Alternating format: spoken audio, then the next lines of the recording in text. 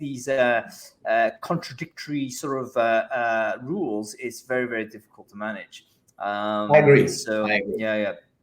Anyway, we're live, everybody. So welcome to Brainfood Live on Air, bringing it to you every Friday. It's episode 130, I think it is. And we have got a super special show for everyone today. This is actually one of the shows I've been looking forward to for a long time because I love doing these Daxtra shows with Sergey. I think there's such fun. We're doing this virtual tour. We're going around different places and visiting these awesome countries and awesome recruiters in these awesome countries. And today we're going to be talking about recruiting in India, one of the most dynamic and exciting and important countries on the planet when it comes to studying, what is happening in the world of work. You have to know what's going on in this country for you to even think about, these global trends that people keep talking about. So absolutely delighted to be here. And great to be with you all. Okay, before we kick off, I just want to do a quick sound check as we usually do. So I want to make sure the people in the chat stream can hear me okay. If you can, just let me know you can hear me. Just say yes, no, or whatever in the chat stream. Actually, you should be saying yes if you can hear me. If you'll probably ignore me if you can't.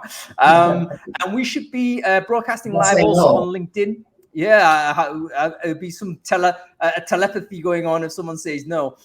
We should be broadcasting really early on LinkedIn Live as well. This is probably shocking to my connections on LinkedIn to see me on air at this hour, because it's only 9 o'clock in the UK.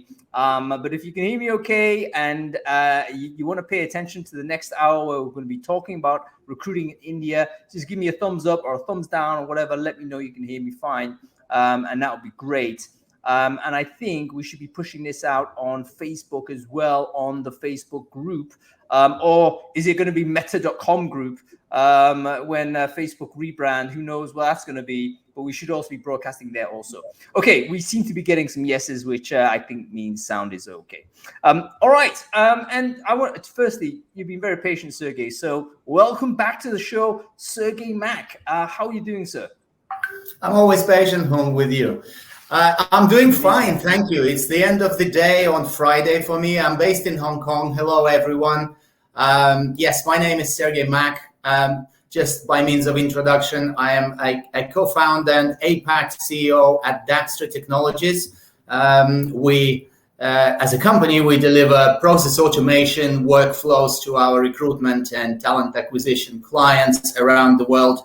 Our solutions are designed to substantially reduce the cost of making a hire through various approaches to automating business processes, such as parsing, such as AI-powered semantic search, matching, and things like that. That all results in extra efficiencies.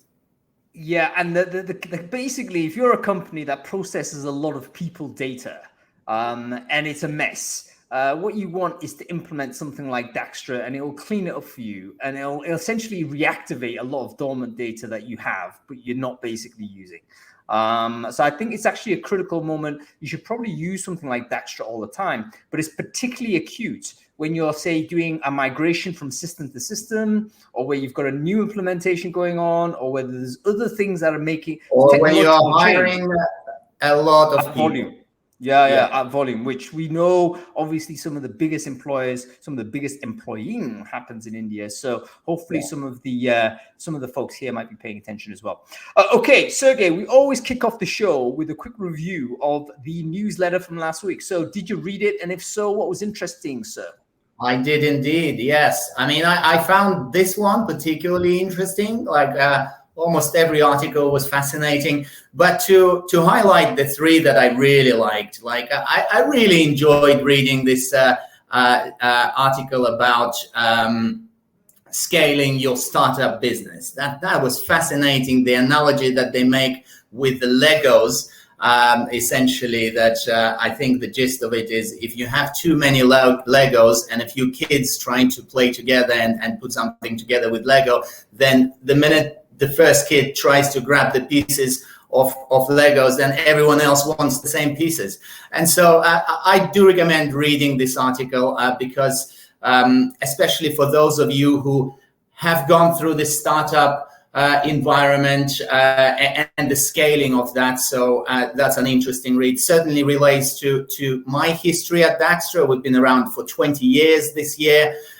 So when we started in 2001, there were only 3 people. We're just short of 200 now, so still a small company, but we certainly went through a journey, and the steps described in the article are pretty much spot on.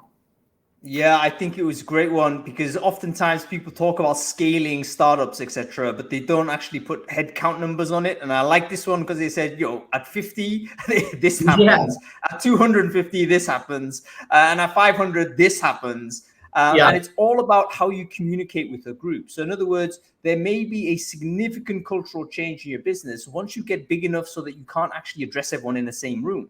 If it gets beyond 50 people, you couldn't squeeze them in a physical room. You couldn't do a single Zoom call with that number of people contributing. It's too big. Suddenly you have to break it up, and that's when cultural change happens. So I think this is really useful to read for anybody who is kind of on that trajectory. I think it's a really interesting read for anybody, to be honest, but particularly if you're scaling rapidly, have an eye on this, because your culture is going to change at these checkpoints on the journey. Give us a couple more, Sergey.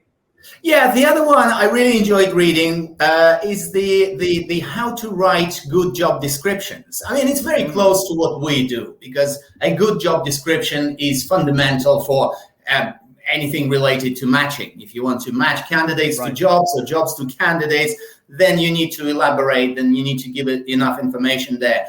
But this puts a different twist on this whole aspect of writing job description, essentially asking you, what is your ultimate goal? Are you trying to, with this job description, this job advertisement, are you trying to attract talent, or you're trying to fend off irrelevant people? So depending on that, the tone of the job description will be different. And essentially, like, if you're trying to filter out irrelevant people, then inevitably you will be filtering out very, very relevant talent as well. So that's quite risky.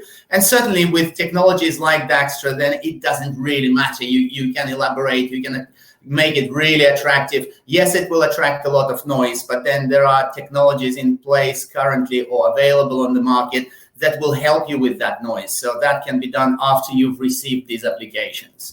So very interesting. I don't know. It's certainly relevant to me. It's a philosophical shift, folks. Like, are you writing adverts to attract maximum volume? Is that what you're doing? Or are you writing an advert to deter the irrelevant applicants? And this is thinking about, okay, because you're going to basically have a problem either way. If you have too many candidates, you then have a screening problem. And that's like a huge amount of effort you need to allocate in order to get that number down. However, if you write a negative advert, so to speak, in other words, one that deters people, you then have a slower volume, and psychologically, you've got to kind of adapt to that and realize, you know what, it's going to be a trickle rather than a flood, but hopefully the writing of the advert is accurate enough so that every single candidate's relevancy increases, because you've already done the job of screening by screening people out. So it's a really interesting philosophical challenge.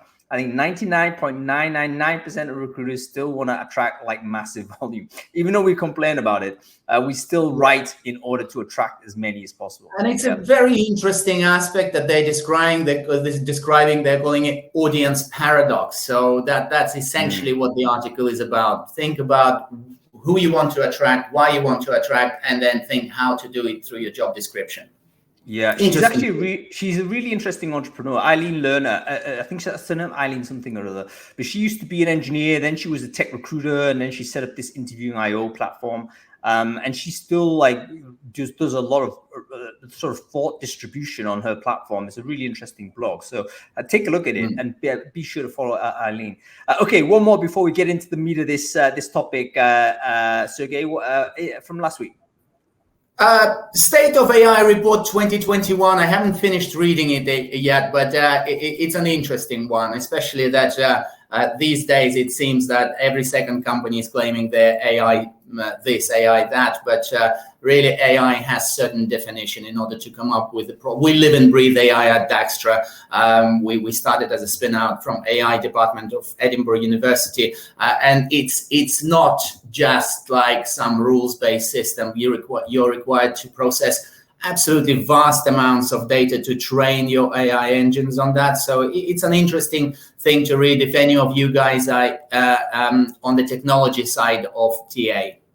Yeah, I think basically it's one of those annuals that I think I always read, because these two, Garth and Nathan Benach, have done a great job of basically synthesizing what is going on in the state of AI, and they just give you as thorough and as comprehensive a breakdown as possible.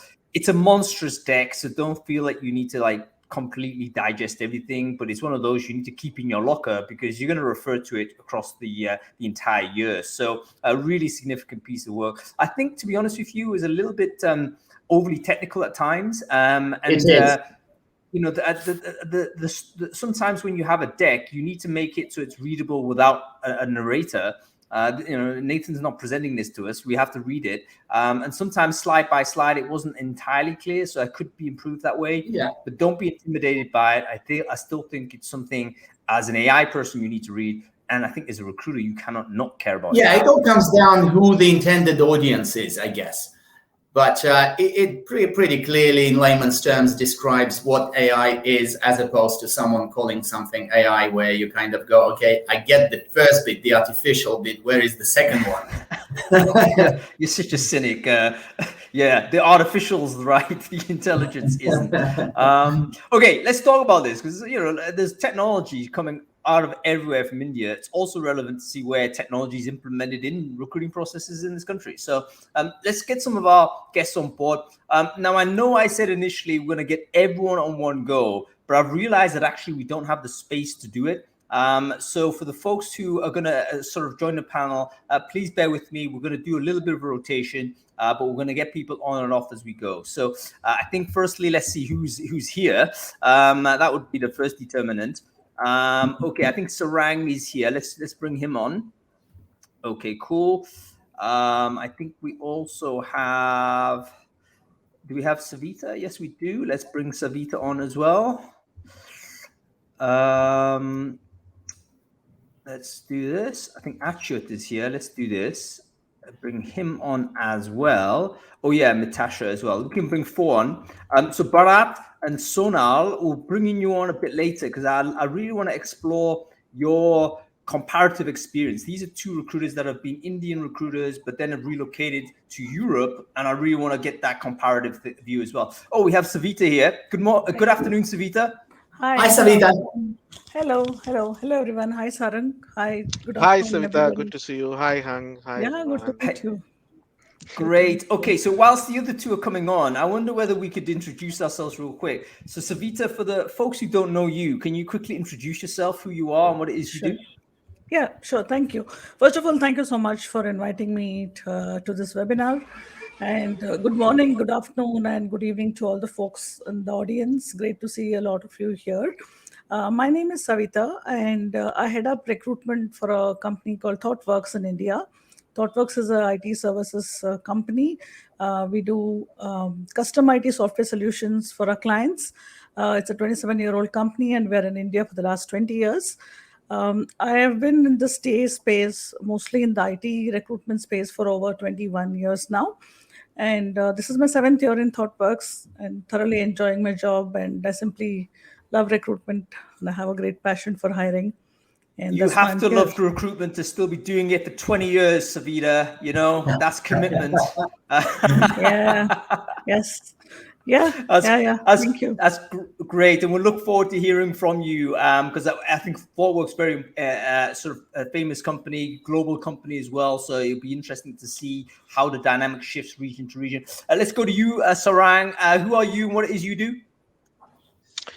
Hi everyone, my name is Sarang. I'm part of Capgemini. I've been in Capgemini just over 12 years now. Before joining Capgemini, I was part of recruitment process outsourcing company. So I used to source candidates, and that's when my interest in sourcing and recruitment kind of started. Before that, my first job was actually digital marketing. So these 2 kind of things kind of came together, and now I'm leading employer branding and talent attraction for Capgemini globally. And yeah, I'm great to be here. While I've done employer branding and currently doing, but recruitment and sourcing is something very close to my heart, and happy to be here. unusual combinations around. There's usually like a hostility between sources and attractors, aren't they? They're like two diametric opposites, but you've combined them in one person. That's amazing. Okay, great. Mitasha, you're here as well. Great to see you. Can you quickly introduce yourself, who you are, what it is you do? Perfect. Thank you for having me, Hung. I work with people and culture in startups. I currently head the people function at a retail tech startup called Unified, and I consult freelance with some other pre-series and Series A startups in the country. Have worked in HR in the hedge fund, as alternative asset management industries, as well as the tech stuff. So for me, I prefer staying with the smaller firms because it gives me a chance and a scope to explore people operations as a whole, along with recruiting the full cycle.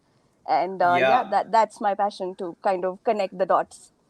Absolutely. So great to welcome you here. Achyut is basically, I think, trying to get on. I'm going to try and re-invite you, but whilst we're kind of dealing with that technically, we'll get on with the show. Let's throw it out there at the beginning. Both myself and Sergey, forgive me, Sergey, if I speak for you in this case, but we are like ignorant of the market in India because we've never operated as a recruiter in there. So I'd be very interested to know, like, what do you think is the first misconception non-Indian recruiters have of the Indian recruiting market? Is there anything that you come across when you're speaking to your global colleagues, your international colleagues, and they're making a primary assumption? You think, what, that's not how it is. Is there anything like that you think is prominent in your mind? Let's go to you firstly with this one, Mitasha. Yeah, I think a lot of folks are very surprised that there's very little connection between speaking formal, proper British English or American English and actually getting the job done. So especially when it comes to technology and communication, I think the assumption is that Indians aren't very good at it. However, I think that's really changing because you can kind of see that that there's very little gap between good communication but good English, and that's changing. So yeah. So what you're saying is that actually there is an assumption that the English language standard is actually quite low in India, but in fact that's not the case. Like you're saying that gap isn't there. I think cultural communication gaps are there, yes. So the way we communicate, even you and Yep. I, there will be a little bit of that cultural tonal difference, of course. But can we get the point across and can we get the job done? Yes. So I think the whole, IELTS, TOEFL, you need to know the language and the grammar is kind of overrated. And that's something that that focus is shifted with tech coming into prominence now. Yeah. And also I think these days with the rise of video communication, everyone's got a little bit more used to the idea of communicating this way. And, again, with remote distribution, we should be interacting with international colleagues a bit more. So perhaps, these types of perceptions will slide away a little bit. Okay, we seem to have lost Sarang and Achyut. I don't know why. I'm going to try and bring them back. But Savita, can we go to you with this? What is like one misconception that you've encountered, maybe some of your colleagues, maybe some of the people you've dealt with, about the India market, but you think actually that's not how it is? You've got it wrong. Yeah. So a huge plus one to what was told right now. I think that misconception of people not knowing English or the language barrier is definitely not there. And also there's a misconception that Indians are just good in technology and not in consulting. And the jobs that involve working with clients, working with customers across the globe. And I don't think that is true either. With a lot of Indians studying abroad, going abroad, there are these people have experiences and knowledge of multicultural experiences. So I think they are good in all these aspects as well. It is not a place where you need to only outsource the low end jobs, the tech jobs, labor intensive jobs to India. And there's a lot of good work, high-end work, both in product management and services space that is happening. So that's another big myth. I think A very significant point. So the perception has been, India is great for this, high volume, low skill labor, let's say, call center stuff. There was a big period where people were thinking about this. And you're Yeah, saying that actually the market has matured since that point, and actually there's loads of absolutely. different skill sets that you can activate if you were to drop that perception Yes, somewhat. yes, Okay, yes, fantastic. yes. Yeah, Okay, especially the let's let startup ecosystem. Sorry, the startup ecosystem and the influx of new product engineering companies and other that has come in. I mean, there's absolutely great talent available in India. Yeah, I think so. As you say, we'll talk on the growth of some of these big unicorns in a moment, because I think there is like a very unique ecosystem in India from a technology point of view, which we touch on. Okay, the reverse question. This may be difficult to answer, but Sorry to interrupt. I think Sarang is asking you to bring him back. I have, Sarang, I have invited you, so there should be a way. I'll keep doing it. Don't worry. We'll get you back, sir. I'll ask the second question. This may be tough to answer, but I want you to be honest, you two. What is a conception that outsiders have of India that is actually correct? Broadly, you think, trends wise, this generally does happen. If you're a recruiter in India, you kind of got to be aware of this. So let's imagine you've got a recruiter living in Australia. They've relocated to India. They want to work there, and they don't know anything about the local market. And you're there to basically say, you know what? Here is something you should know. What is that thing? Mitasha, go to you. Yeah, so I'd say I think it's a tough pill to swallow, but people aren't very consistent with accepting offers, joining the same companies, and offer shopping. So if any of my uh, friends from around the world are gonna be happy about, oh, I've made two offers for the one role. Once your final person, once the backup. No, my friend, you need to probably extend to two, three more offers because everyone's offer shopping all the time, and unfortunately, this happens at Yeah. CXO levels. It happens with MDs. It happens at all levels. So that's one really horrible thing that I think we'd have to own up to. And the second, I think, second isn't really a bad thing. It's just that I think the younger lot, the Gen Z cohort's a lot better. Is that we need to get better with async communication. So if people think we're not very good with async and clear, crisp, succinct written communication, it's true. We tend to be more verbose um, than some of our global counterparts. Okay, let's sit on this one a little bit, because on the conversation I had on LinkedIn earlier, as a precursor to the show, there were a few comments of this type as well. And you mentioned something really interesting. You used the term over shopping. So is this something that basically candidates tend to do, where they just generate like multiple opportunities, and they want to basically always hedge as to what is the best thing, the optimal thing for them to Sarang, you're nodding your head there. What's your experience of this phenomena? So I think it was already there, but because of COVID, it has kind of exploded. So typical again, I wouldn't want to generalize, but a lot of, especially in the IT services, would you have these long 3 months kind of notice period, which is very peculiar to India, right? When you resign, from the time when you get out, there's a 3 month notice period, and a lot of employees think that it's a good retention strategy, or it's an internal, it helps them to find more time to reallocate the resources and all of it. But in a lot of cases it works the other way, where from the time someone resigns, they have 3 months to go and shop around and find out who's going to pay me better, which is the best company, all of that. And in that mindset, even if I give one candidate an offer, in most often or not, and again, I'm talking about IT services, that might be different from different industries, is they will have a typical good candidate will have one or one to, I mean, at least two plus offers in their hand. And then recruiters, on the date of joining or before that, has to call up candidates consistently to find out if they are still in the engagement. Or then you'll start to hear, okay, I'm joining another company, and then it's a big shock for the hiring managers, because they are all slotted for this person to join on Monday, just to find out they have to go back and start another search, and it kind of goes on. And after COVID, because of the whole digital transformation, and so much of demand in the market today, that number of two offers has gone to five offers, and they're crazy. I mean, candidates are just asking for crazy amount of hikes and increments, which is also throwing lot of calculations. So a lot of these IT services companies would have India cost centers, where they manage these large resource pools. But now they will have to rethink about what, that India is still not just a cost center, but there's a lot of innovation happen. But the cost of these resources or people are consistently going up. In some cases, I think someone in Bangalore said that it's easier to find someone in San Francisco or Los Angeles than finding in Bangalore.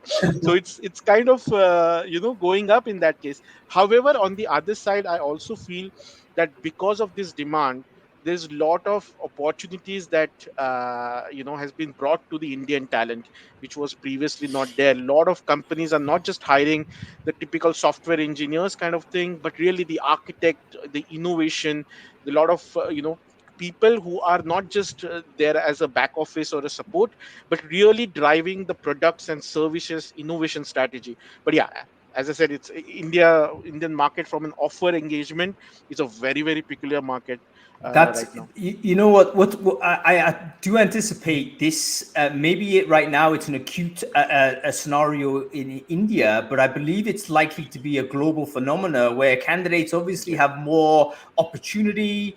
Where they have increased opportunity, you have an abundance mindset. Suddenly, you become a lot more confident in your negotiation, less pressure to accept. If you have accepted, less pressure to turn up.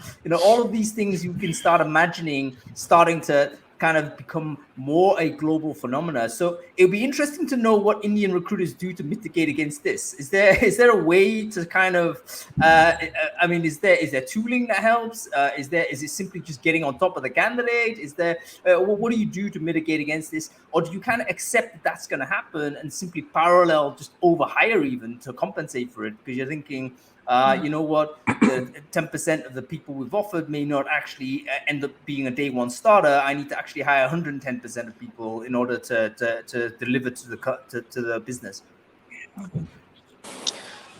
Yeah. Thoughts on this, Sabita? Yes. Go ahead, Savita.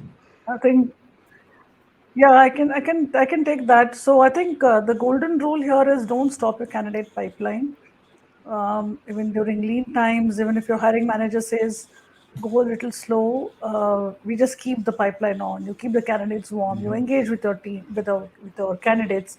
You continue. You put enough efforts and budget and time on employer branding, and just don't stop that. Don't start it when you want to hire someone. So that should be a continuous engagement and continuous activity. Then there are other ways of doing it, like what some of the techniques what I have used at least in my job here in ThoughtWorks is that we continuously mine even what we call as the silver medalist candidates, the candidates who come up to the last round of interview but could not make it. And after 6 months, we go back to them because we give feedback to them on what they need to improve, what are the gaps. So bringing such candidates back into the pipeline helps a lot because they already know about your company. They've talked to you. They're like your ambassadors. So you treat your candidates well, they'll come back to you. So that helps because getting fresh candidates always is very hard. So yeah, the rule is don't stop your candidate pipeline. Let me just step in right there, Savita. You've said some really interesting things, and I want to just reconfirm them. So basically, you're saying don't switch it. There's no stop and start when it comes to candidate engagement. You got to keep going all the way through. Yes. It's too high risk to just declare that you've done it. So you got to keep going. And the second innovation you're talking about is that the sort of unsuccessful at first try candidates, you need to find a way to pipe them back into the funnel because you know what?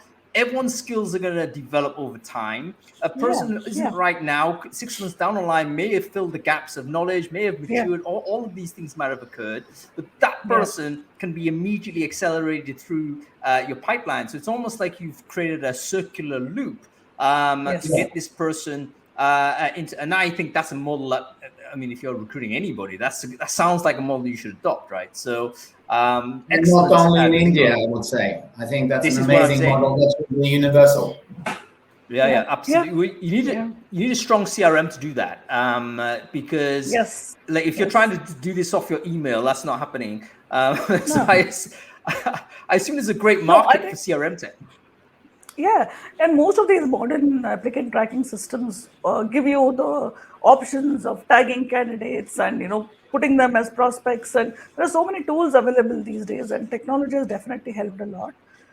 We used to do it. I mean, I remember when I was doing hands-on recruiting several years ago, we used to do it on Excel trackers. So now life is good.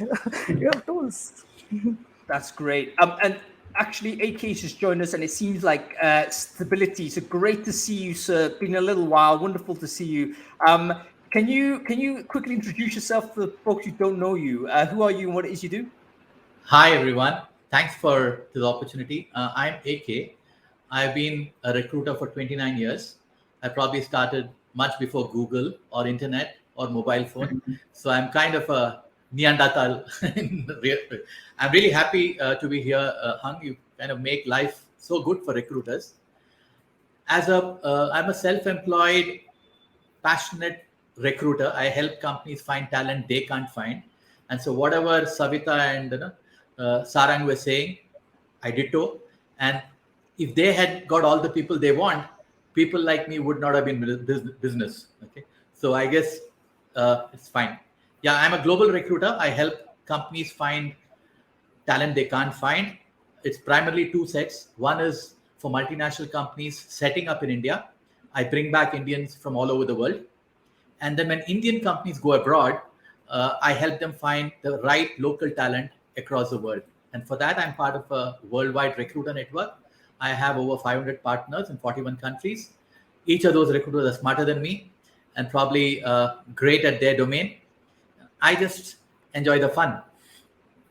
Well, it's great to have you, AK, and I think your experience is fascinating also because of your kind of international approach. You're speaking to expat sort of Indians that might be returning. You're potentially placing Indian people outside of India also. So all of these things are going to be super interesting to review. Let me interrupt you there. Let me interrupt you, Hung. Not only Indians abroad, I have placed a Spanish-speaking person in Mexico for an Israeli company.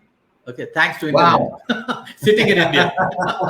thanks to the internet, which is let's move it on to that second point, because suddenly with sort of, let's talk about the pandemic, because it's been a huge impact obviously in every country, but the manifestations have been different in every country.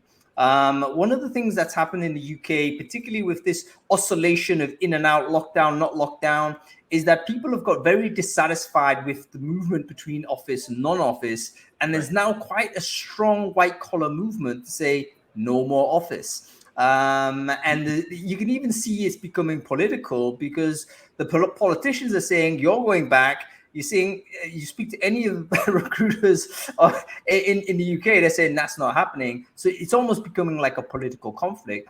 I wanted to know what the status of remote working is in India. Is there still an expectation that people are going to show up to the office? That's where your job is, come in? Or have you kind of adopted a view where actually, no, you can work from wherever you want, and we're going to flex it out? What's the attitude of Indian employers, I guess, when it comes to remote working? Sarang, you want to have a go at this? Yeah, go ahead. Go ahead, Sarang. Yeah, so it's been a roller coaster ride in India as well. I think as of now, while some of the people, especially maybe leaders or managers, may have started to go back to the office, the majority people, especially IT services, is still working from home because yeah, the government is still figuring out the third wave will happen or not. In fact, the vaccinations are going in full flow. Yesterday we reached 100 crore mark, which is a big milestone for vaccinations for India. um, but more importantly, I think there are two stream of thoughts. The managers, a lot of in a lot of cases, because they have been working in that mindset for 20 years or whatever, they would still, some of them would still prefer to have their teams in office. But lot of, I would say, millennials, or especially the women talent who has really got the flexibility, would want to work from the home. So I think a lot of companies are trying to figure out what they call is a hybrid approach, where you can work 3 days from office, 2 days from home, and all of that. However, what I don't think what we yet have figured out is what does this mean for people who are not in the office when the key decisions are taken? What does it mean for managers in terms of managing these hybrid people? Because we still feel that there might be more advantage to people who are in office versus who are in not. Also, lot of recruitment heads have figured out that this is a good opportunity to hire people who are not in their people who are not in their cities. Like, in all of these, I think 1.5 or 2 years, at least what I have seen is we have reached out to literally everyone who has the right skill, right experience, wherever they are in India. So that has helped us to increase the talent pool. Now, but if we start to go back to office, the question is, okay, what will happen to that strategy? So it's also, I think there's a lot of contemplation happening. I think some countries are advanced, sorry, some companies are advanced in that case, in terms of having the new normal policies in office, training their managers, creating the suite of regulations. And some companies are still kind of on that journey to see, okay, how situation unfolds. But I think one thing I can say is, I don't think we're going back to the 100% come to office, because I'm sure Savita from Bangalore would know that the amount of time that especially in India you get in traveling in Bangalore, in Mumbai, in Gurgaon, is humongous. And companies have figured out that people can actually spend more time with their families and be more productive. And also there's a cost benefit for companies, because in India you see these large offices with thousands of people, and so there's a real estate cost and all of that, which I think there is an opportunity to give that, some of that as a benefit back to the employees as well. So yeah, I think it's going to be interesting times. Just a quick thank you, Saran. Quick one. The most amazing traffic jam I ever been in was actually in Bangalore. And I remember my Indian friends at the time, they were saying, "Hung, get ready for this. You need to have food ready. You're going to be sitting here for a long time." And it was a 2-hour thing. Absolutely, that's yeah. Amazing. But what you're saying here, and I can't go to everyone with the same question, folks. So we're going to just roll through. But this seems like it's very similar sort of global phenomena where you have the managerial tier that's more pro-office, but you have the employee tier that's saying, you know what, I don't want to do the commute anymore. And I think that seems to be a very interesting dynamic that's starting to occur, where it might tell us a lot about what management really has always been. It's almost like, yes, they're not comfortable if they can't eyeball you because they want to, I don't know, there's a trust gap, obviously. Maybe there's a sense that performance is not being monitored, all these types of things, whereas the employees are kind of pushing back heavily on this. So I think that's a conversation definitely happening in UK, definitely in the US as well. Europe, I don't know what the situation is too much, but if you're in Europe, please let me know. Are you getting an executive versus employee dynamic going on when it comes to remote office work? So Sarang, you mentioned something super interesting, which I want to bring to the fore as well, which was this issue that remote working might actually be supportive of diversity or diversifying the workforce, particularly when, we have a gendered childcare. That's generally the case. Women have generally been the primary caregiver, I think, in every society, every country. And it may be that greater control and flexibility is going to support more women in the workforce. So what is the conversation with regards to diversity in India? Is it kind of falling along similar lines as we see the UK, US dominate the conversation when it comes to DE&I? Or is there other things that you care about when you're talking about diversity, equity, and inclusion in India? Mitasha, let's go with you in this. You're a bit of an expert, aren't you, on this space? Actually, even with respect to the previous question, if I can take a minute, I think the camps are very divided. So when we talk of India today, we're talking about, with particularly the three of them heading large recruiting divisions and companies, etc. I think a lot of the problems with remote and not transitioning back to work versus doing it, there's two very, very different camps where a lot of it in the smaller tech startup space has got nothing to do with micromanaging or people not doing their jobs. It's just got to do with the fact that retention is a major problem. People are not attached and engaged enough if you're perennially working remotely. And second, there's very little serendipity and unintentional learning that actually happens a part of, when you're coming together, especially for early career professionals, which is the largest part of, your unicorns and smaller companies and, all these startups, right? So one part of the camp of, do we go and bring people to office or do we not, is actually got to do with a lot of this learning engagement and how do you retain talent versus just micromanaging. So for bigger firms, there's a cost trade-off, there's diversity, etc. But for your pre-series A, series A, whether it's your Sequoia funded companies, Tiger Global funded companies, they all want to come back to office and have their key players, work together. And again, I'm not going to say DE&I doesn't exist, because it does. And, with investment banks, with large IT firms, I've seen the kind of growth all these large companies have made. But if you personally ask me, I don't think we're doing very well in women in tech. We're not doing very well with diversity metrics and KPIs in the smaller, less than 500, the unicorns, the progressive companies at all. I think it's there. I mean, it's also a matter of fact that most of our generation tends to be very independent. We're tending to choose, again, very much in line with how San Francisco evolved 20, 30 years ago, right? Women push our biological clocks. We are pushing, personal choices and prioritizing careers, etc. So that's happening. And as a result of that, of course, the metrics get better. We get more opportunities. But is that a function of us choosing to prioritize DNI? I don't think so. Not in the small company spaces. Yeah, very interesting. Are you seeing it changing, Natisha? Are you seeing it rapidly changing, or is it stale? What would you say about the dynamics of that? I mean, I really don't know. I think I've seen too much of very bare bones basic where no one cares in the first 5-7 years.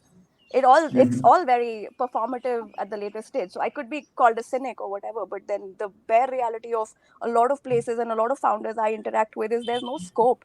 I mean, like we discussed, offer shopping, recruiting problems, these are all business problems. These aren't recruiting problems. And Hung, that number isn't 110%. That number today, the best of Bangalore startups need to make 3-4 offers to get one person to join in. And your tenure, it's not 110%. It's crazy. Your hikes are at 600%, 400%.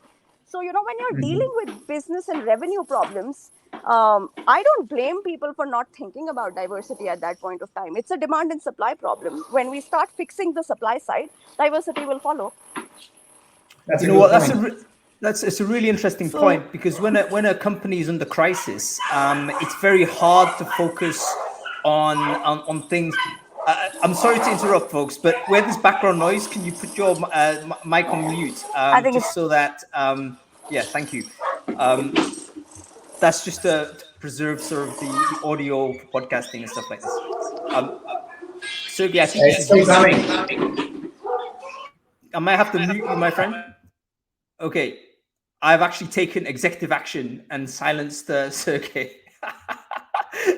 What's interesting is that we're in 3 different locations, 3 different countries, and 6 different locations. But there's like construction work in every single. there's going to be a pneumatic drill happening any moment in my place. So it's crazy. Anyway. So DE&I, I think you're absolutely right. It's like we care about this, but when a company is under crisis, it's very difficult to prioritize anything other than survival. So when that survival moment is happening, we need to just like deliver against this. Only when we have a little bit of window are we able to explore these other aspects, which I think is sometimes when you get these like superstar companies or whatnot, like market leading companies that inevitably have amazing DE&I policies and amazing stats and stuff like this. Half of me thinks, that's great, but some of those are not going to be easily replicable by a company that's living week by week, based on, cash flow issues. So it's one of those where, yes, we have exemplars, but we also have to understand where we can adopt and learn. Okay, let's talk about this globalization of talent. And has this affected sort of the availability of talent in India? Because a lot of people, I think, a lot of companies outside of India are now thinking, oh, we're remote, we can hire a load of cool Indian talent. And suddenly, as an Indian-based employer, you might be competing with San Francisco startups, or you might be competing with financial organizations in New York, and they're paying huge salaries and stuff like this. Is this something you're seeing? And if so, what is the local employer response to these, other than raising salaries? Thoughts on this are open to anybody who wants to contribute. This is why I come back to office, Yeah. tying into my earlier point as well. Yeah, I think I don't know if there's a silver bullet answer to this hung, but this is definitely a problem. We have a lot of companies in Germany and UK who are hiring the local talent, and even from Southeast Asia as well, and giving them the option and giving them salaries what they would have paid people there. And living in India, it's like you hit a jackpot if you get a job with such companies. So yeah, people are still digesting to figure out what should be the better way of countering this. But of course, working remote is not always fun. There is the culture aspect, and then the employee engagement, as Natasha pointed out, the learning what you get by being in office. All that is missing. And especially for engineers, I think especially when they are in the first 5 or 6 years of their career, the more they spend time with their peers and people who know more than them, they learn quite a lot by osmosis. And that doesn't happen if you sit remotely and just focus on getting more money. So I'm not sure how but the trend has definitely started, but we should wait and watch how this thing is going to pan out in the long run. It might work to a certain extent, but even then, I don't know how much of a success is this going to have, because you cannot compete with them by just throwing money. That's not an answer to it. We simply cannot do that. It probably is a huge it has inflationary value to local salary costs as well, right? Yes. So this is again good and bad, because obviously it means that people are earning more money at the individual level. But from an employer point of view, it's suddenly your salary costs are shooting through the roof. Yeah, the wage cost is going really high, and then probably the kind of work what we get from other regions to India might actually stop. It is not cheaper to hire an engineer in Bangalore versus San Francisco anymore. So That's a lot of the IT industry started in India because of the cost difference and what we were bringing, but I don't know if that will last long. I had one point on the DE&I topic, because we are, ThoughtWorks does a lot of work in this space, and that's very close to my heart as well.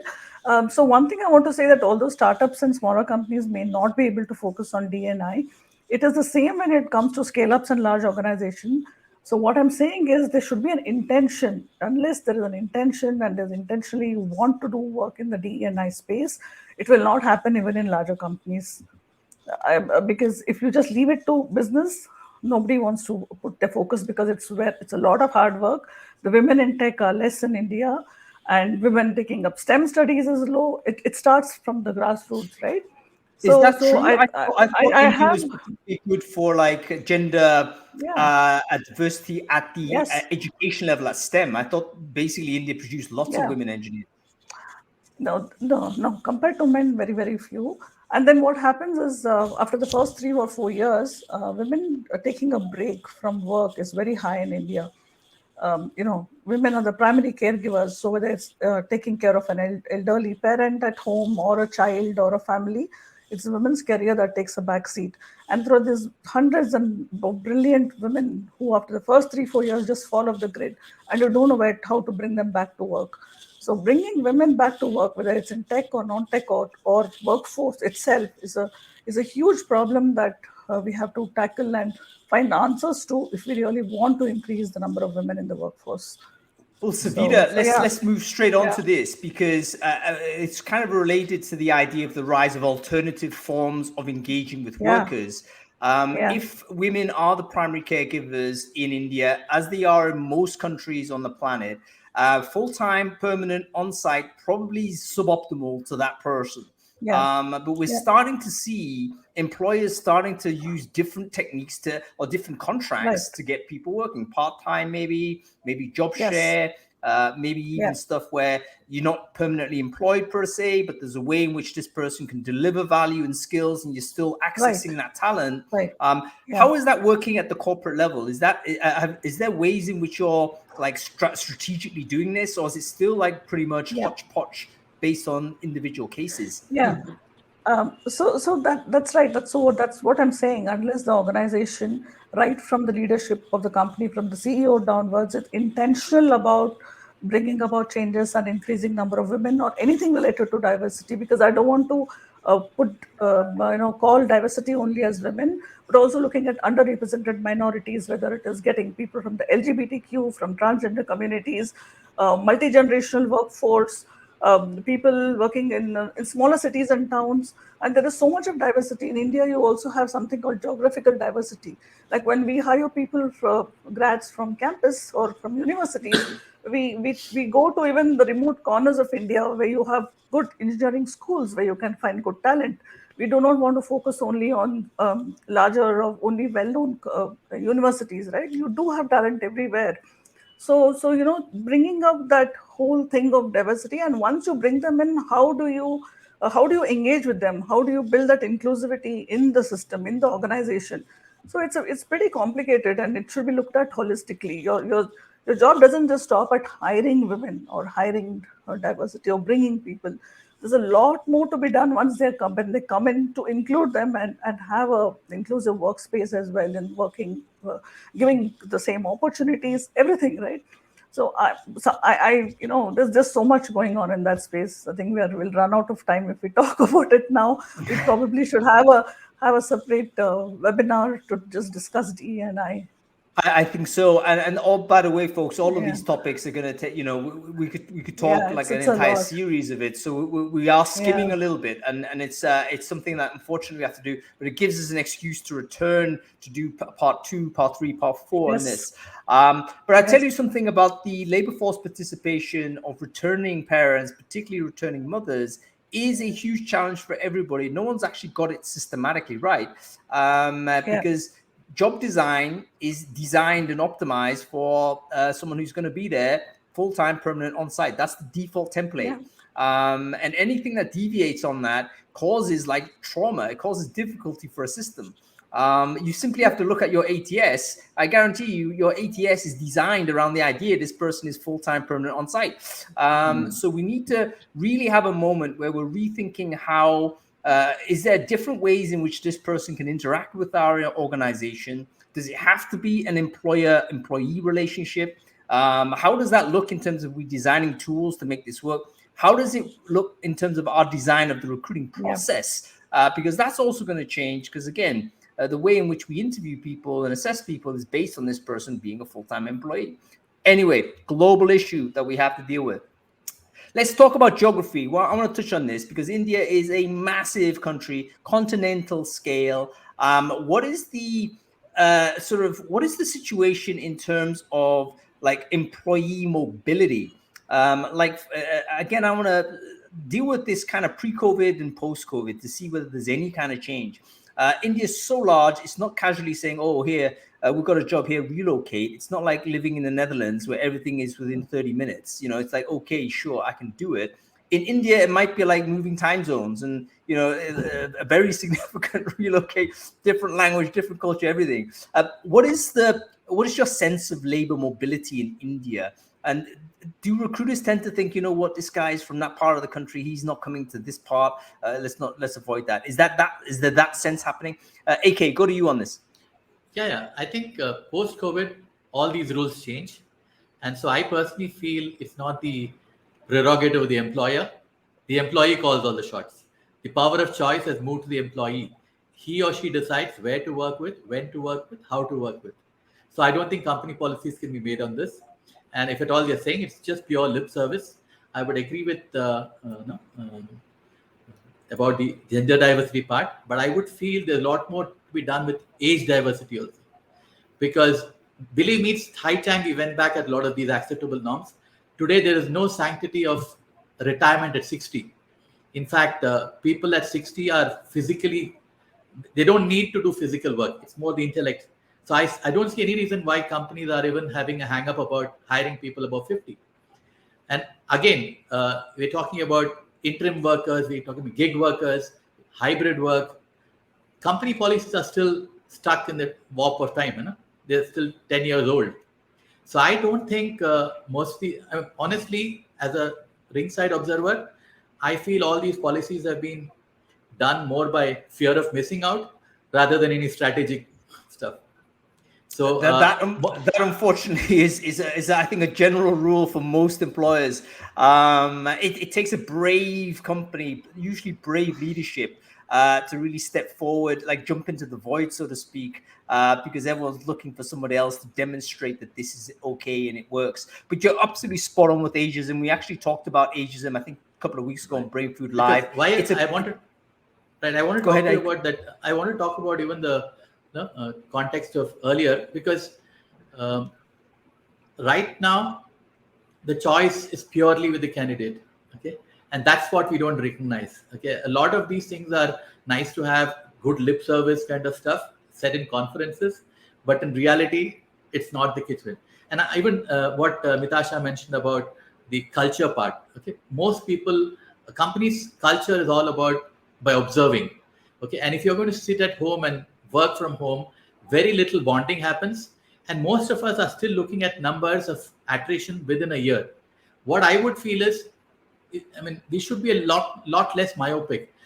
The cost of a hire is more in terms of quality of hire. It's not just about the person hitting the ground for this particular role, but how well the person performs on the role and goes on to take on higher responsibilities. So I think the canvas or the lens should be, in 3 years, what is happening? Is this guy going on to the next role or not? So I think a whole lot of paradigm shifts will happen moment you look at attrition like that. And also the point of Savita mentioning about women coming back. The biggest problem is at what salary do you take them in? You can see the gender pay for the same kind of experience for man and woman different. And especially when a person takes a break, it widens. So I personally feel most of these policies are man-made.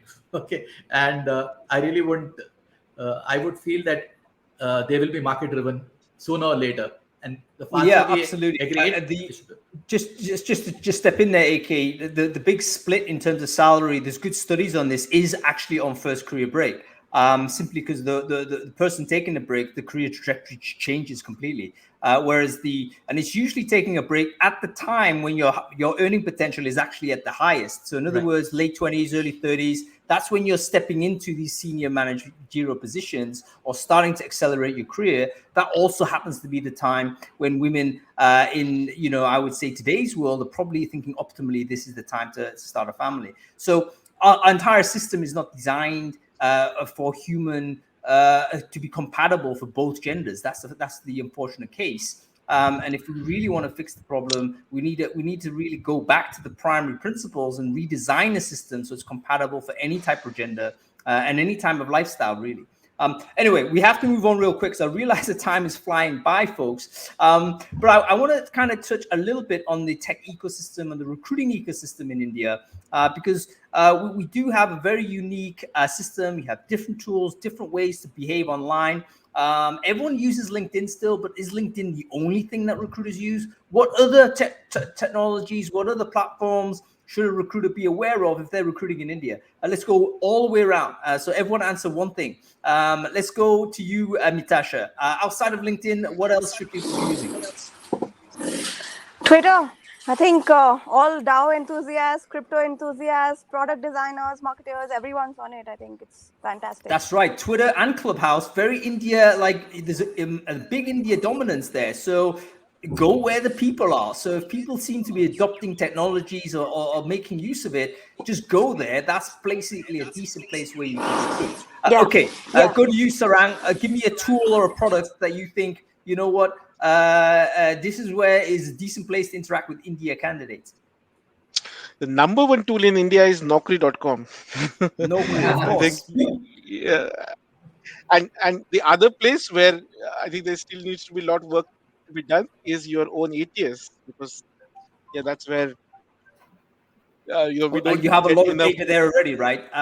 So we won't even have time to talk about data privacy, but Naukri, very famous. I think most people would know about it if you know anything about international recruiting. But if you don't know Indian sort of recruiting at all, Naukri.com, basically you need to be aware of it. If you're going to be present somewhere, you need to be present there. Okay, AK, give me something else. It's going to be harder as you go around, right? But I think it's about WhatsApp.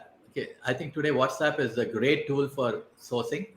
and I would go by that. Okay, I'm a That's like I told very you, interesting. because I'm if Sarang and Savita got those people, I wouldn't be in business. Like I told you, I need to look where they're not looking at. Well, you know what? It's very interesting because WhatsApp is not used at all in the US. You know, if you have any US friends, you try WhatsApp and you're never going to reply. It is mainly used in European spaces, but never for recruiting, as far as I know. So, but it's very interesting that different cultures adopt it in different ways and use it different ways. So, I think WhatsApp, if I get may on it. add, WhatsApp is huge here in Asia. I'm based in Hong Kong, so everyone is on WhatsApp. I don't remember when I last received or sent an SMS. I even call my friends here in Hong Kong using WhatsApp because it's easier. That's right. But you're right about the US. The other country that doesn't do WhatsApp, doesn't use WhatsApp, is Australia. Is that right? Yeah, it's weird. I tell you what it is. Oh. It's WhatsApp basically is free to send, and I think people who are price sensitive generally just like left SMS because every message costs you something, and if the person who receives it ends up calling you, it's like that's costing me money as well. It's like stop doing this. You know what I mean? It's also hugely insecure. Right. I can't remember the last time I sent an SMS. I don't even check it anymore. It's always going to be somebody trying to spam me anyway. So it's out. Okay, Savita, you got the hardest one. Give me a tool that you think, you know what, if you're in India and recruiting India candidates, you kind of got to be familiar with this one. Yeah. There are a couple of things I want to say on this. One is for employer branding and connecting with the new gen people, Instagram is very good. Instagram is very, very useful. And then if you really want active passive candidates, there are tools, there are some platforms, AI enabled platforms, other than of course Naukri, LinkedIn, and Twitter is definitely good. There is a platform called Insta Hire, which we use, and it's quite good as well. Then of course the Telegram group. Insta Hire on the chat stream, by the way. Let's share this one. Yeah. Yeah, I can do that. So the other one is, of course, like WhatsApp. You also have Telegram, which is another messaging app, which has got popularity because of privacy issues, and your messages are more encrypted and safer. So Telegram groups are getting very, very popular in recruiting as well. That's right. And Telegram, you can search then it. Again, yes. And a very big plus one to what Sarang said about your own ATS. There are several tools. There is a tool called Param, what can be installed on your ATS. It actually mines your old candidates, your own database, and gives you people. So Param is really good. Param.ai, it's very good. InstaHire is good too. HYRE. Yeah. Thank you, Sarang. Thank you, Savita. That's great. Okay, I want to quickly move on. There's one more question I need to ask all of you, though, before I let you go. The scenario is there's an international company. They're looking to recruit Indian nationals in India, but they don't know how to do it. What is the one piece of advice you would impart on that person or that company to put them in a good standing? What would you say they need to know as they approach the India market like cold? They don't know it. They don't have local resources at this point. What should they do?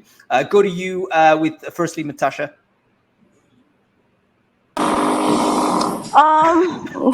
I mean, you'll have to break it down. You have to break it down for me. Like, do you want a doctor? Do you want an engineer? It's so different. Like, what India's tech market, non-tech market, it's just so different. Like, there's just different advice. What's the context? Well, you know what? I didn't have a context. I was simply thinking, okay, this person just needs guidance in some Nothing way. generic works in India. It's like chalk and cheese. I'm sorry, I don't know. If I don't have context, there's no advice that's right advice. That is the advice we're looking for. That is the advice we're looking for. It's exactly what you need to tell this person. Okay, we're going to go quickly on this. Thank you, Natasha. Sarang, your view? So I think know your market very well. In every market, there are different things. If you're looking for blue collar workers, your employee referral is a big plus. That's where you get, because you have these close knitted communities. But if you are looking for white collars, then obviously the Naukris and LinkedIn's. But more importantly, the mindset of a recruiter and the knowing mindset of a candidate, I think, again, because I work in global environment, is very different. the driving factor for candidates is very different. Depends on persona. So please don't bring the same assumptions that you have in Europe to the India. India is very different, and you need to understand what is the people. primary difference, Sarang? Like we have a German recruiter, let's say they've just landed in Bangalore, they're going to start working. Like before you get this guy picking up the phone, what does he need to know? He needs to know over and above just compensation. What are the growth aspects? What I'm gonna get? Is it just salary? Is it growth? Is it, again, what kind of projects that I'm going to work? I think the compensation, growth, are like top one or two drivers for Indian. And again, is it a short term versus long term? Just when the punchline was happening, I think we've lost Sarang. That's okay. Okay, quickly go to you, AK. Can you hear me? Yeah, I can hear you. I would tell them contact. I tell them contact AK. AK, yeah, I was going to say that. You stole my answer. No. Contact AK. He's the man. Yeah, I would say that we Indians are very, very title conscious, which is not so different. Which is so different from other countries. Because several times I have had multinational companies wanting to hire a sales representative or a manager. No way. We've got to call them as a director or right. Really good title. Insight. Yeah. So they're sensitive to the titling because that obviously communicates a personal brand. Everything. That's important. Exactly. In India, there's nothing like a confidential salary. By the time an Indian gets a job in America, his father-in-law will tell the neighbors what salary he's got in India. Okay. That's right. So it's all out there. Okay. So we're fast. Yeah, sorry. Savita, we go to you finally. What is the one bit of advice? Yes. Okay. My one bit of advice would be that please partner with somebody local. There are several agencies and vendors and people available who help. I think it's always good rather than go deep dive, go in and then burn your fingers and then learn it through experience. You will save a lot of time and money and grief if you actually partner with someone, at least for the first 6 months, and get it off to a mode where you have at least 10 or 15 or 20 people. Then you can set up your own team and you will also get a hang of the market because it's a different region, different culture, different type of market, totally different. So yeah, I think I wouldn't advise anyone to go and do it on their own. Well, a lot of companies seem to be attempting this. So basically, don't try and recruit remotely without any local knowledge. Get some boots on the ground, so to speak. Just get a partner. Just get a partner. Yeah. No, unless it's startups. Please do that. Okay, listen, we're going to bring on Bharat and Sonal as well, but we're going to say goodbye to Mitasha, Savita, Sarang. We've already said we've lost them, and AK as well. Thank you so much for joining us on the show. It's been fascinating having you on. I think we could continue to talk. Nice to meet you. So much more we could learn from you. So thank you so much for your contributions to date, U3, U4. Thank you. Bye. Okay, so we're over time, folks, but I'm definitely going to bring Bharat and Sonal on because I want to also speak to operational recruiters that have relocated to Europe, basically. And I just wanted to see whether people who have got very recent experience of recruiting in India and also recruiting in Europe, like what is the difference in terms of how candidates behave? How do we interact with candidates and stuff like this? Oh, there he is. Bharat, how are you? Hey, Hang. I'm doing wonderful. How are you guys? Hello, everyone. Great to see you, Bharat. And great to see you, Sonal. Thanks for joining the show. I know we only chatted briefly yesterday. So thanks for dropping things and joining us. I'm really happy to be here, Hang. Really having fun listening to everyone. Great. Okay, so the folks who don't know you two, can you quickly intro yourselves to the crowd? Bharat, you go first. Hey everyone, I am Bharat. I'm one of the technical sourcers at Facebook. I primarily hire for product manager roles for all the international locations outside of the US, which is London, or UK, Europe, Singapore.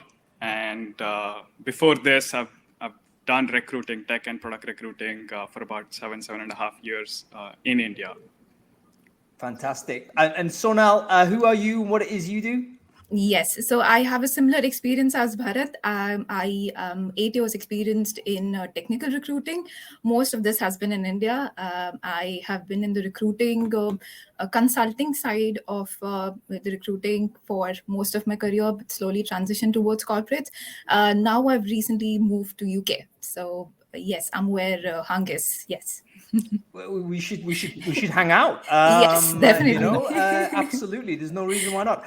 Exactly. Well, great to have you both, and I wanted to bring you both on at the same time because the journey is kind of similar. And it's almost like sometimes you're going to forget what it was like the longer you stay in one place. But you've both like been recent enough to kind of do a compare and contrast. How would you particularly think that engineering talent is different in terms of how they behave? So India engineer versus UK or German or European engineer. Is there any like behavioral differences that we need to be aware of that people think, okay, if you're going to speak to India engineer, expect this. You speak to a UK person, expect that. So these are going to be broad strokes. We don't want to be scared of make generalizations just for the purpose of this exercise. So Bharat, let's go with you first. What have you found to be the most significant differences in terms of candidate interaction? Yeah, so the offer shopping discussion that was happening, that is something that I've seen less. And this could be primarily because Facebook as a company, I might be wrong with other companies, but when somebody signs a contract, they usually adhere to that contract. They don't go around and then start shopping around because the notice period in Europe is also fairly longer. 2-3 months is a norm. And if somebody says, hey, I've accepted the offer and I am going to join you, they will come and join you. They don't do offer shopping. Or after a month, they don't come back and say, you know what, I've got a better offer. Now I want to renegotiate. That is something that I haven't seen personally in the last 1.5 years. But again, this is with the caveat that this could be because Facebook. Yeah, absolutely. So big caveat there, but it changes the mindset of recruiting, doesn't it? In the sense that you know if you've got the contract signed, that job may be closed and you could kind of go on and do other stuff. Whereas maybe if you're in the India market, you just need to keep extending it because the job isn't actually closed at that point. The person really needs to be on site at least for a certain period before you can, I wouldn't even say relax, but you can kind of consider the job to be kind of close. And I guess this must be exacerbated by just remote working as well, right? So if everyone suddenly is distributed, it becomes easier to do offer shopping simply because you're more available, you have greater privacy, you can do all of that stuff. Okay, how about you, Sonal? Is there anything else that you've encountered that you think, this is kind of different in terms of how people behave? Yes. So I think I'll touch upon the point of what AK said earlier, that India is very designation specific, meaning there are titles people want. And there is, even in my comment on your post, I mentioned there's a lot of comparison that people do with each other, in fact, in terms of compensation, in terms of their designation. They want to always get a perception of being at a higher level. So which is not here in my experience in Europe. So I am based in London. I'm working for hiring in Belgium. So I can give you both the perspectives that people are more open to have that conversation in terms of just the role. There may or may not even have a question about the designation that they will have, right? You would see people, even in India, having experience of maybe 15 years in Uber, they are designated as a software engineer, right? But those people might be people who have some international experience, or they know the drill that might be called just a software engineer, but the role that I play is still at a leadership level. So I think there's a lot of conception related gaps in the India market for sure in technical hiring. And whatever Bharat said, I would totally second that. That's actually really, really interesting. So designation is important. This is very important for employer branding and job advertising, because if you're trying to attract a certain person, as AK said, you can't just say it's a salesperson. That's not the highest status thing you could describe that. It's going to be rejected. Okay, I've got to do this, folks, but I'm meant to do it every week. Take a quick break. Share your LinkedIn in the chat stream right now, because we want to continue the conversation. I want everyone else to be able to have dialogue with everyone else who's participated today. This is the moment to do that. Don't let Brainfood Live be a blocker. This is a very interesting conversation. You should all connect with everyone else who is actually in the show, either watching, panelists, or in the chat stream, because this conversation obviously has a lot more way to go. So LinkedIn in the chat stream, go ahead. Okay, let's have a think about how sort of a relationship with hiring managers changes. So you're both like into corporate now. You're working with a sort of in-house, so to speak. Is there any discernible difference in terms of how the recruiter relationship interacts with the business? Have you picked up anything that's worth mentioning? Brad, go with you again. Yeah, the one biggest change that I've seen is the amount of support and involvement that is there from the business. And again, this could be again a caveat for Facebook. But business drives everything, the entire conversation. And we are truly partners. When we go back, present numbers, data, research, anything around hiring and bottlenecks, they genuinely want to help you solve those problems. If I go back and say, hey, this is the problem, they say, okay, let's break down that problem and how we can solve that problem together. And that is something that one was a surprise. Second, in a couple of companies that I've worked back in India wasn't the case. I have seen this back in India as well, and slowly India also is working towards becoming something like this. But that truly partner kind of a interaction that we have as recruiters, TA professionals, is something that is a welcome change for me.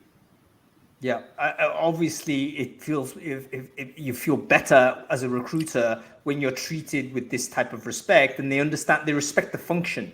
Like they understand is actually really important, rather than, hey, go ahead, do this easy job, go ahead and do it. That kind of attitude, I think, is something that is legacy everywhere, but perhaps a little bit more persistent currently in India than it is in different places in Europe. Okay, how about you, Sonal? Relationships with hiring managers, what have you found is a little bit different from your experience? There's definitely a lot of involvement here, Hank, in terms of sourcers, recruiters, everybody, all the business owners would sit together and take points from the sourcing perspective as well, not just the offer or taking person in, but what are the sourcing challenges, how are we going about doing that.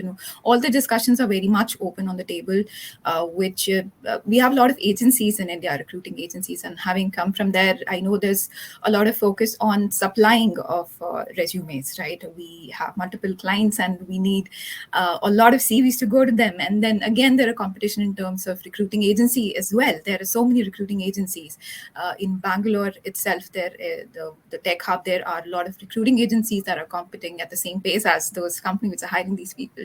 So it becomes more and more important for all the sourcers to get involved with the hiring managers, even if they are with any recruiting business. It's I think a corporate's responsibility to take recruiting as an important part, even if they're working with any agency. Let them join in as much as any other person working in their own team, and have the challenges discussed about in open. So I think that's something which slowly has to change in India. Yeah, absolutely. We haven't even talked about the agency market. What is the relationship that corporate has with agencies? How do you work with them? How do they want to work? There's so much we have to uncover, but unfortunately, we don't have the time because we've sucked out all of it. It's obviously too big a chew, right? So this show is always going to be overly ambitious. Okay, let's dive into the questions a little bit, because there's a bunch of people that asked 7 questions. You two are going to have to answer these, but I'm going to go one to one, right? So I'm not going to make too many choices, but we just got to try and fire this out real quick. Okay, so Adina's asked, what are the insights to hiring interns and graduates? Is there any, this may not be something that you two have any direct experience of. So have you had any experience of hiring at the entry level, university, graduate level? And is there any differences that you can talk about? Oh, yeah.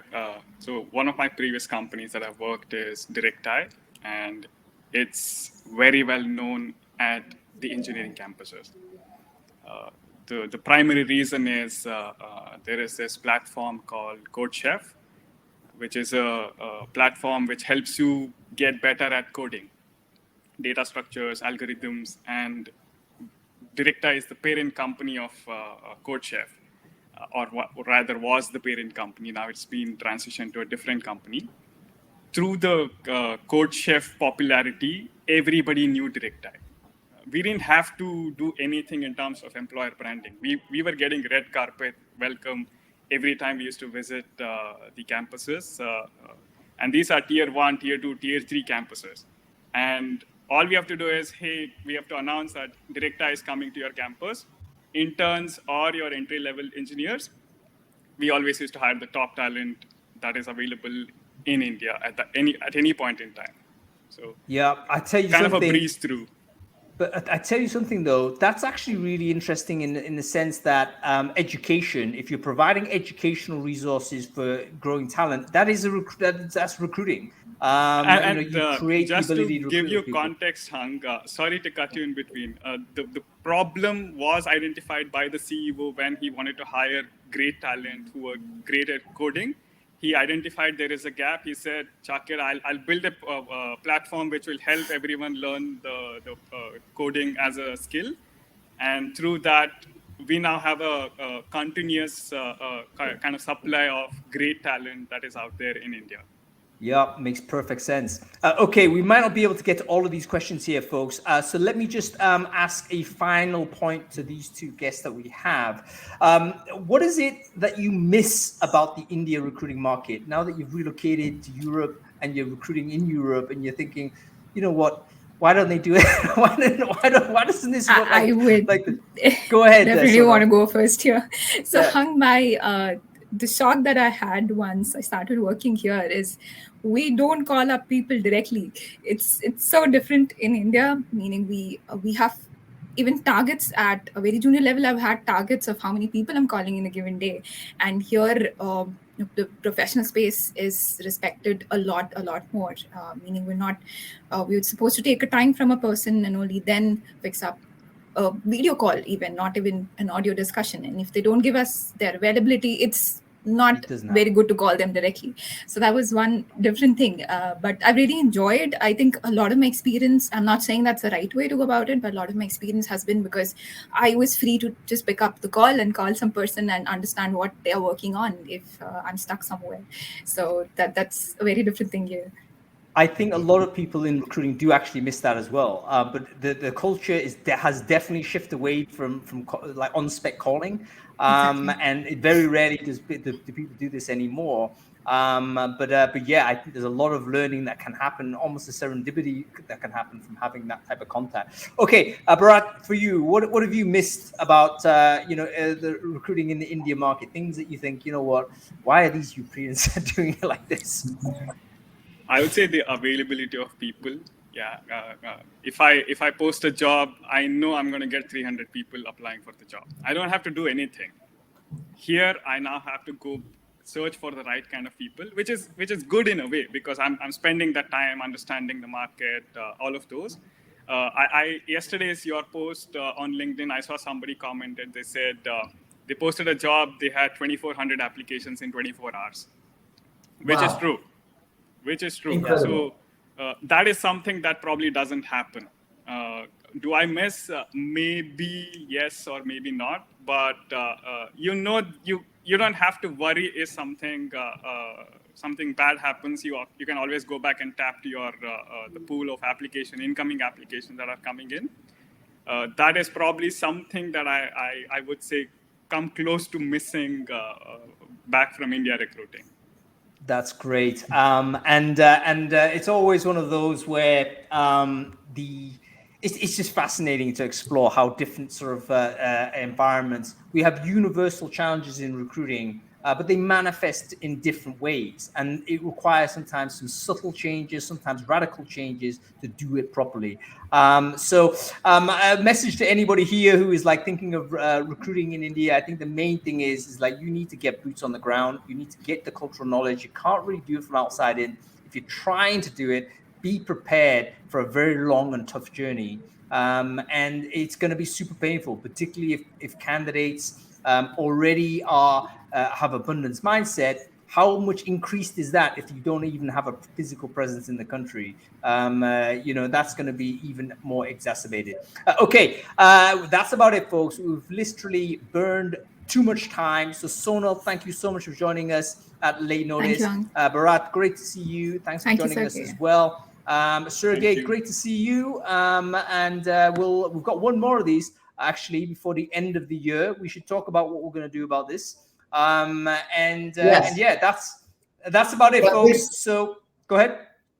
This was super fascinating and very insightful. Thank you, everyone, for participating. Absolutely. I've enjoyed it massively. Follow the channel if you want to hear more. Next week, by the way, we're back to actually not normal timing. We're going to go to 4 p.m. in the UK. So maybe a bit too late for the India friends here. Not super late, but it's into the evening. We're going to be speaking to Kevin Wheeler. He is the Future of Talent Institute founder.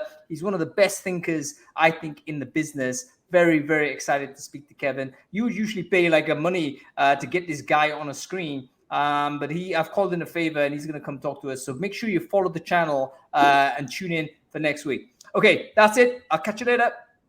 Bye-bye. Sorry it took that long, Sergey. No, I it's thought cool. that was it was too fascinating, right? It was absolutely amazing. I didn't expect it to be so interesting. In all honesty. Good, man. Yeah, I even enjoyed the DE&I conversation because that was very interesting.